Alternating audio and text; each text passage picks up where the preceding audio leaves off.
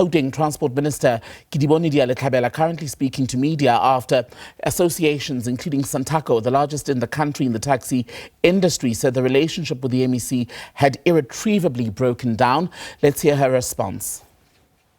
Waiting for a taxi because it's reliable, it's on time, it's cost effective, and we are the first ones to implement such a model. We've been trialing it, it's working.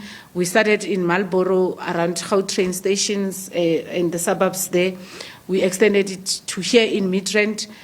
We are now in Centurion, rolling it out in Centurion. We have intention to extend it to Hammanskraal as part of the additional service to public transport in that area.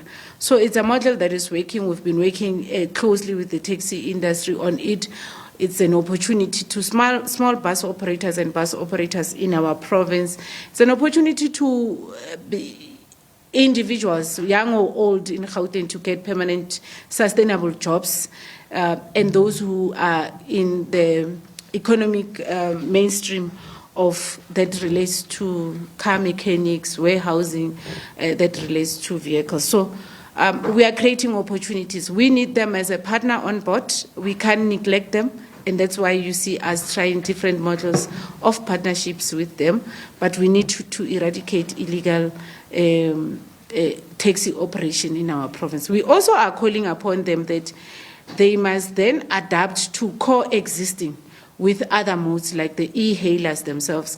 We were just waiting for national government to register the app, the company apps of e-hailers, and we will very soon, after the processes at national are done, we will be issuing operating licenses to e-hailers. And we don't expect a taxi industry that fights the e-hailers. And I think in the roadshows we raised this issue sharply to say your grandchildren are using e-hailing, and there's nothing wrong if other children's children or other people use e-hailing. They must find ways of coexisting, and as government we will not allow them to continue bullying other modes of transport. So we are saying to them, we are open, they must stop doing what they have done today.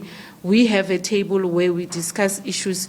We want to assist an individual operator. We also want to assist them as a collective, and we must be responsible in how we treat the constituencies that they are leading, because these are the very constituencies that raise issues with us as an MC. I mean, there are Transport Minister Kedibone Thlabela, she's speaking about the fallout that she's now had with taxi associations, including Santaco here in Gauteng. The associations basically speaking today, the taxi bosses saying the relationship with the MEC has broken down. They list several issues. I want to get them for you here. They say that operators have been unable to collect operating permits, licenses and other certificates despite submitting applications. That is from the South African National Taxi Council, Santaco, and the National Taxi Alliance, the NTA. They say that the MEC only releases the documents on dates that she chooses. The claims were made during a media briefing held in Pretoria. The MEC, in her response there, just before we lost her, basically saying that the door remains open for discussion and negotiation with the transport taxi associations. I'm looking over my shoulder here, well, to the side really, and I see that we've got that feedback up and running. Let's go back to the MEC. Providing this service to our people. Remember, the region we chose, it's where there's a high rate of killings. We also are trying to ensure that we deal with conflicts on the ground.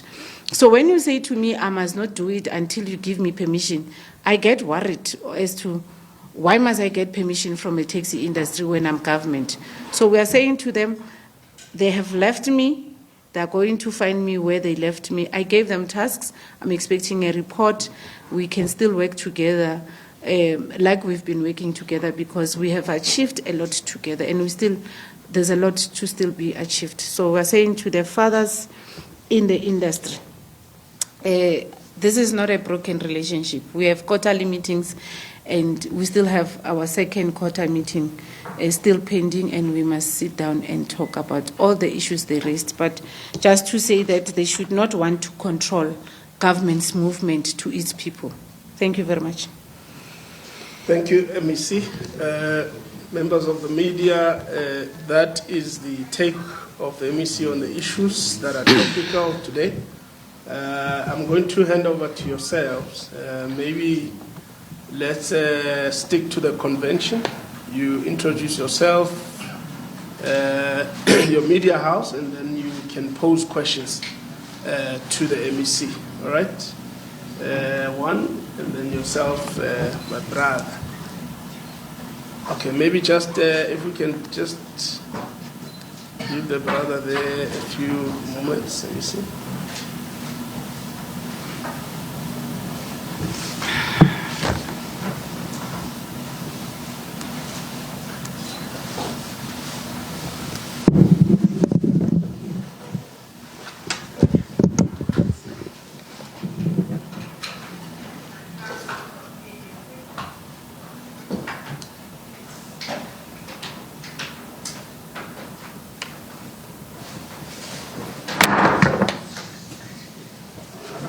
Take over.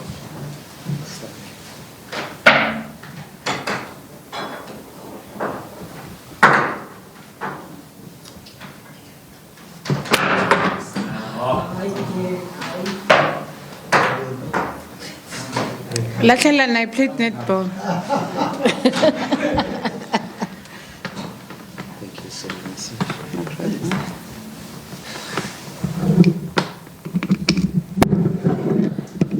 Live, you okay? All right. I just Yes. want to know, because obviously at the briefing where the Taxi Association was speaking, you see, perhaps from me, I just want to find out, because they've said that communication, and you said there isn't, but they say that they feel that it's so bad that they are actually opting to even go march if it's not fixed. So my question is, surely there must be something there if they're not going that far. Number two is the fact that they said something about their licenses taking too long to get to them. They're saying some people that are sitting at home who haven't had their licenses for as long as about 3 years, maybe because there's a change between the families, maybe like the person who has a child who passed away, and as a result now it needs to be changed. Apologies, there's a bit of an audio issue, so we're not able to actually audibly at least hear the questions from the reporters at this briefing. We want to stay with it though, because it's a big situation that appears to be developing in Gauteng, a fallout between the MEC for Transport as well as the Taxi Association, Sintako, and the NTA. She's now being asked about how she's going to basically address the issue of licenses and permits, which had been complained about at the briefing earlier. The SABC's Calvin Tlutla is now going to ask his question. What I wanted to ask, because I had the And I'll tell you what he's actually going to ask, because I think I've got a clearer line in my ear. So let's do it this way. Not collected by them. Calvin making reference there to about 400 licenses that remain uncollected. I'm told you're also now able to hear the questions better. So let's pick up with Calvin, who's in the room. We need MEC to clear the air and tell us what exactly is happening, because on their side they are saying the Department of Roads and Transport is not issuing permits. At the same time, the MEC is saying no, permits are here, but they are not being collected by them. Secondly, they are saying that they are giving you a 7 days deadline, which means next week, Monday, if you are not responding to their concerns or grievances, they are parking their motor vehicles. So I just wanted to ask if you are willing to meet them within that 7 days before they park their motor vehicles. Thank you for now. Okay, is that it? Okay, I'll take it as the first round. Let me see. Yeah, I think it's important that we meet. I think, Ngobs, and you know that ever since I've been in this role, I'm the first one to ensure that all the stakeholders are happy. I go on the ground when no one wants to go on the ground, including them. When it's burning in these local associations that they want to stop me from meeting, they are never there. When there are killings, when it's burning, I'm the one who goes on the ground on my own without anyone, and always willing to engage with them. But they must not threaten us, you see. There's a big problem. There's no broken relationship. We meet on a quarterly basis to deal with issues. they always ask for meetings when they have agent issues. I'm that responsive to them. Whether they call me at 9 on Sunday and they have a query, I'll even get officials on the line to respond to their issues. So they must not, that's why I say that where they left me, they are going to find me where they left me. They know we've got quarterly meetings. I've given them tasks. I ask questions on what is happening within the trust, and I expect them to come back and give me answers. So we must not divert from the issues, and they must not want to use the roadshows as a bone of contention, because I just explained what are the roadshows for. The halls are full. Unless they say I must not service the members, I must still go back to follow-ups on other issues and the issues that they are raising. One of the things that we are focused on is eradicating illegal operation. It doesn't matter who you are. The president of Santaco, we called him, your operating license is ready, come and collect. He sent a person. I said, no, you must collect. It's like a title deed. The owner of the house must appear with their ID number. Same applies to operating licenses. There's killings. These are the very same people who have been complaining that there's people they don't know in their associations who are claimed to be members and saying the department is corrupt because the officials are selling these operating licenses. So these are the issues that I've been trying to deal with. And I said, no one should issue the operating licenses. The MEC will issue operating licenses. I availed 2 days in a week to issue them personally, myself, to an operator who must show up with an ID to prove that he's an operator that has applied for that operating license. And like I said, that the discrepancies on who is a member. In my books, I have some associations in thousands. In their books, they have 500 people.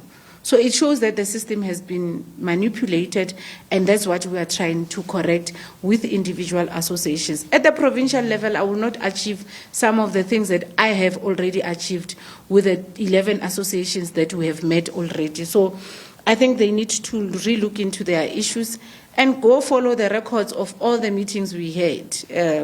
And that's why we invite them, because we need them to help us with some of the issues that we are dealing with.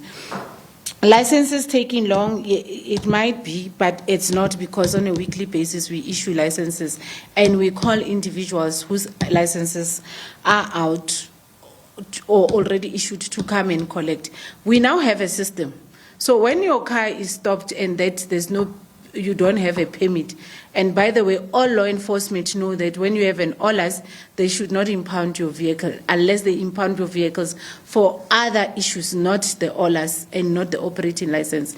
And they can, there and there, the Gauteng Transport Inspectorate can even check how far is your license in the system, whether it's at Gazette and is it. And these roadshows are assisting us to also clarify their members on some of the issues that relates to issuing of licenses taking too long. You know, one of the things that we have, and I think we're amongst the provinces that are faced with challenges of taxi killings, and there are a lot of allegations around it. And let me tell you, we pick up a lot of discrepancies. Corruption done by our own within the department, working closely with the taxi industry. Let me make this example, and it's in 2 occasions this happens. So we issue licenses. So when we issue licenses, we call all those owners whose licenses are out, based on the data that we get from the team in the department. Now, as we issue, there's this individual that arrives, and his license is there. We give him his license. He asks us, where do I get a taxi to this place? How did you arrive here? No, I came with a taxi. Are you an operator? Yes, where? The guy doesn't know. First, can't even read an operating license. It means he has never been an operator. So we took it upon ourselves that, okay, because we can't cause sin, and we're working closely with law enforcement agencies, let's circle this person and check, when did he apply? He's not even part of the backlog. I was told that we're dealing with backlog of 2009. Now, this guy applied when I had almost 3-4 killings in my province. And he's not from this province. He's given an association that he has never belonged to. And that association is among the associations that is writing to me to say, MEC, please stop the department from accepting membership. So it means the allegation that those who kill are rewarded with a taxi. And then it means there's a syndicate that works with them. The reason we are issuing is also to unearth some of these things. And these are the very same people who said, assist us, we are being killed. I'm assisting them. Now you want to stop me from assisting you. And by the way, we are no longer going to issue them regionally. We are going straight into associations because associations are complaining that our membership is bloated by people that we have never seen, we have never met in our operation. It means there's a problem in the department. So when I'm now taking, because with the 11 I met, I'm taking the operating licenses directly to the association, members of that association seeing me giving an X their operating licenses, and them being able to confirm that, yeah, we know him or her, they are operating with us on this route. There's also challenges of route disputes. That we like it or not, we need to find ways. They've been going on for a long time. Others predates my being in this planet. And I think we need to find ways. And as you go on the ground, you have a better appreciation.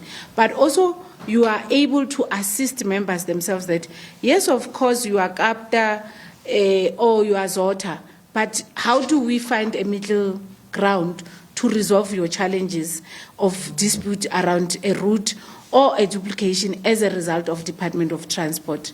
And this has assisted us. It has at least reduced the tensions in the industries, but also there's issues we're picking up. Like, for instance, let me make this example.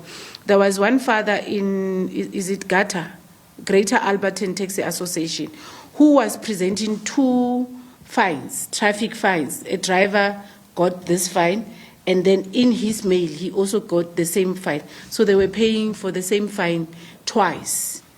And this ordinarily, when I don't go to people, I'll never get to hear about that as a policy maker, but also as an executive authority in this department. So it's in their best interest as an industry to allow us to go on the ground, be able to solve issues, people's issues. Not that people, when they want to talk to me, they must via somebody, and when I want to talk to them, they must. I was not elected for that. I was elected to service each and every community member in Gauteng. If they want protocol, I've done the protocols. I have made, 2 years ago, made them aware that I want to go on a roadshow so that I have an appreciation of the challenges in the industry. Yes, you can document them, but it's always nice when you hear it from a horse's mouth. And by the way, individual operators also call me on various issues and various challenges. Remember, this is an industry that has some sort of traditions of